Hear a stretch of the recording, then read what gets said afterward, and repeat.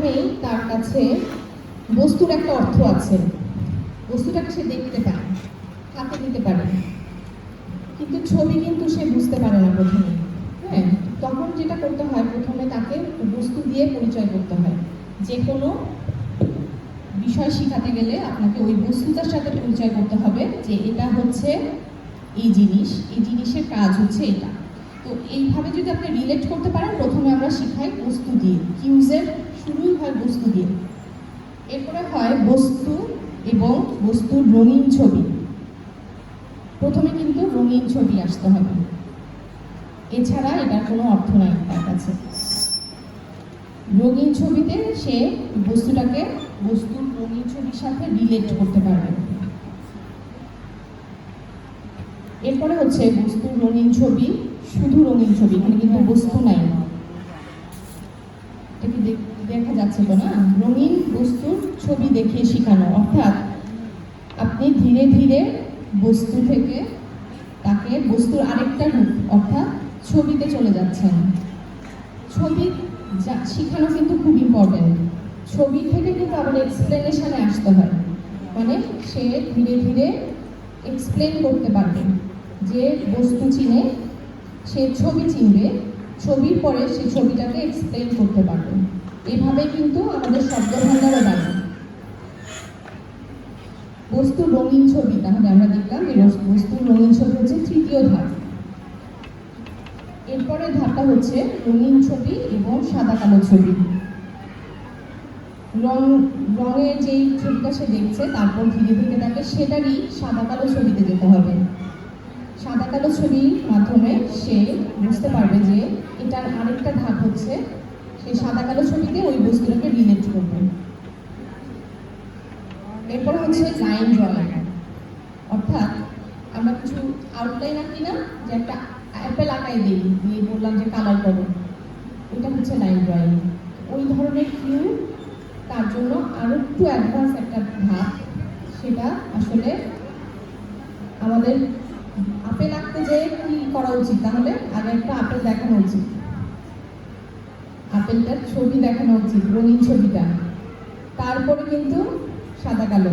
এবং সাদা কালোতে তখনই ও রং করতে পারবে যখন ও রিলেট করতে পারবে যে আপেলটা লাল ছিল অথবা সবুজ ছিল, সেখান থেকে একটা ছবি দেখলাম, এই ছবিটা দেখে দেখে এখন আমি কালার করব। লাইন ড্রয়িং এর পরে হচ্ছে গ্রাফিক সিম্বল বা লিখিত ভাষা, যেটা একদম ফাইনাল একটা স্টেজ, যেখানে ছবি প্রয়োজন হয় না। সে শুধুমাত্র লেখা করতে পারলেই, লেখাটা বুঝে তার রুটিন বলেন, তার লাইফে যে কোনো আপনি সংকেত দেন, যে কোনো কিউ দেন, সেটা আপনি লিখিতই দিতে পারবেন, তখন আর ছবি প্রয়োজন হয় না। এবং লাস্টে যেটা লিখিত পরে যেটা হচ্ছে আপনার ইনস্ট্রাকশনেই সে বুঝে যাবে যে তাকে কি করতে বলা হচ্ছে। এই ছিল ধাপ। আমরা এক ধাপের গভীরে যাওয়ার প্রয়োজন নেই, বিষয়টা হচ্ছে জানার প্রয়োজন। জানাটা এই জন্য প্রয়োজন, আমরা সবাই যখন কাজ করতে যাব তখন এই বিষয়গুলো আমাদেরকে সাহায্য করবে। এক্ষেত্রে শুধু মনে রাখতে হবে এই বিষয়টা, আপনি যখন কিছু শেখাচ্ছেন সেটা শিক্ষার্থীর লেভেল বুঝে।